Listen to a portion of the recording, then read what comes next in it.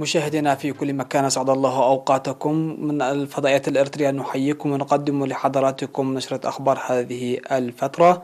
معكم فيها قاسم أحمد، ونسهلها كالعادة بأهم وأبرز العناوين.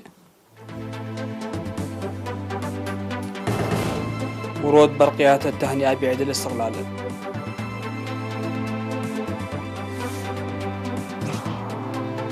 الاحتفال بعيد الاستقلال في إقليمي الجنوبي وجنوب البحر الأحمر.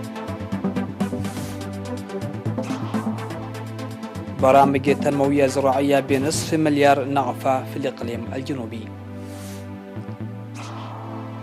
منظمة الصحة العالمية تصدر إحصاءاتها عن وفيات كورونا. مقتل قائد الجيش النيجيري في تحطم طائرة شمال البلاد. والصين تندد بتعليق الاتحاد الأوروبي اتفاق استثمار. أهلا بكم إلى تفاصيل النشرة. بعث رؤساء إيطاليا سيرجيو ماتارييلا وأيرلندا ميكائيل هيغنس وزامبيا إدغار تشاغو لوغو ببرقيات تهنئة للشعب وحكومة إريتريا بمناسبة الذكرى 30 لعيد استقلال البلاد المجيد. وقدم الرؤساء التهنئة معربين مشاركتهم الفرحة بيوم استقلال إريتريا الأغر، مؤكدين استعداد بلدانهم لتطوير العلاقات الأخوية والتعاون مع إريتريا بما يخدم المصلحة المشتركة، متمنين للرئيس سياس أفورقي بدوام الصحة والمستقبل المشرق للشعب الإريتري. وأعرب رئيس إيطاليا سيرجيو ماتارييلا عن تمنياته لتمهيد علاقات الصداقة المتينة القائمة بين إريتريا وإيطاليا الأرضية الرحبة للحوار البناء والتعاون، وثقتها التامة ليكون له دور هام لإحلال السلام والاستقرار في القرن الإفريقي.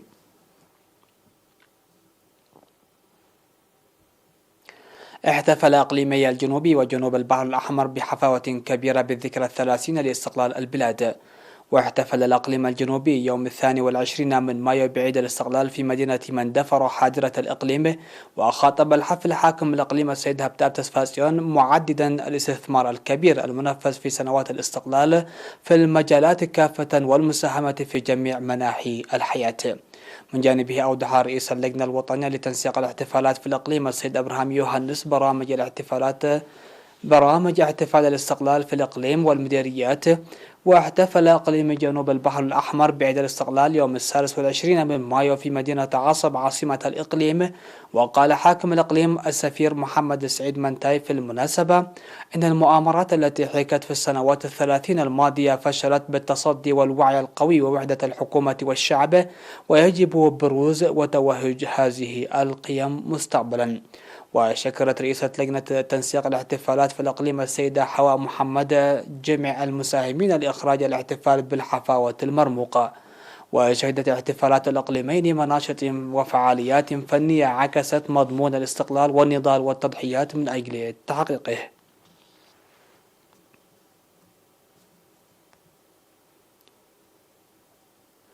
أوضح قسم الزراعة والأراضي في الإقليم الجنوبي تنفيذ أعمال حماية التربة وحفظ المياه والتنمية المروية بأكثر من نصف مليار نغفة في سنوات الاستقلال. وأوضح مسؤول حماية التربة وحفظ المياه والتنمية المروية في القسم السيد الدخلة هيمانوت زرعاي وجود 31 سدا وحفيرين يحجزان أكثر من 8 مليون متر مكعب مياه في الإقليم قبل الاستقلال. ونتيجة لتوسيع مصادر مياه الشرب والسقي والدفع بالتنمية المروية التي جرت بعد الاستقلال، تم بناء 150 سد و267 حافيرا يحجز عموما أكثر من 34 مليون متر مكعب مياه. وقال إن هذا العدد لا يشمل سدي مسلام ولوغو الاستراتيجيين. وذكر أن الهدف الأساسي من المهام حماية التربة وحفظ المياه لتنمية المياه الجوفية وتخصيب التربة، حيث تسهم السدود والحفائر لتنمية مروية في مساحة تقدر بأكثر من 13,000 هكتار. وأشار إلى بناء المدرجات في مساحة 53,000 هكتار والحواجز المائية في مساحة 38,000 هكتار. وأشار بدور ومساهمة الشعب في حملة حماية التربة وحفظ المياه، وأن الجهود الجارية من الجهات الحكومية والجبهة لدوام استمراريتها مشجعة.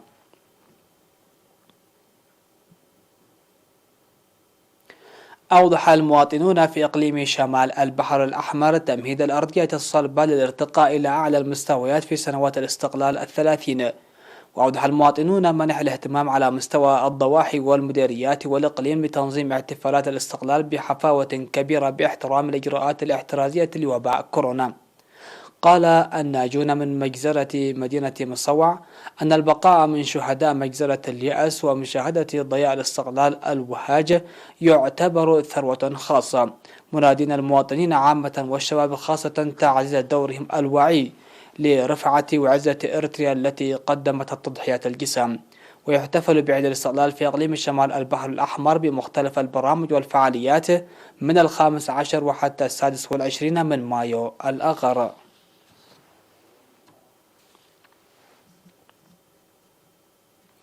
أوضح مدير قسم التحاليل الطبية في مستشفى كرن أن توسيع وتطوير خدمات الفحوصات المخبرية ساهم في إنجاز سريع للعمل.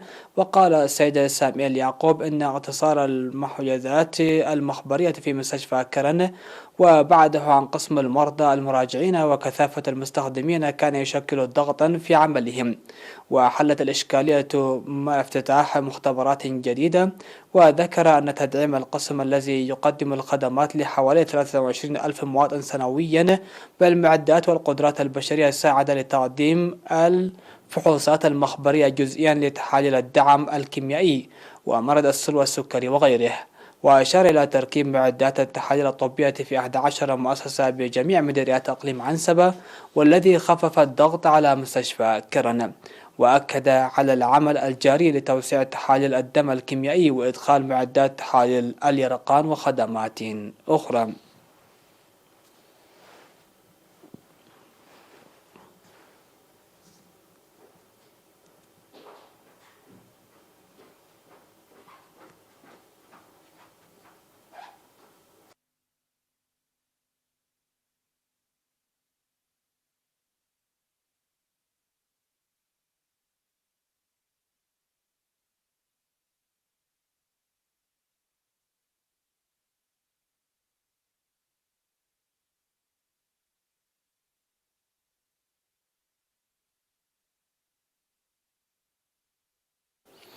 مشاهدينا، قبل ختام النشرة إليكم أهم ما جاء فيها.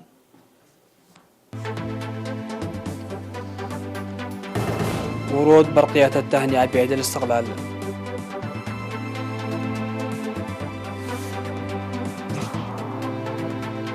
الاحتفال بعيد الاستقلال في إقليمي الجنوبي وجنوب البحر الأحمر. برامج تنموية زراعية بنصف مليار نغفة في الإقليم الجنوبي. منظمة الصحة العالمية تصدر إحصاءاتها عن وفيات كورونا. معطل قائد الجيش النيجيري في تحطم طائرة شمال البلاد. والصين تندد بتعليق الاتحاد الأوروبي اتفاق استثمار.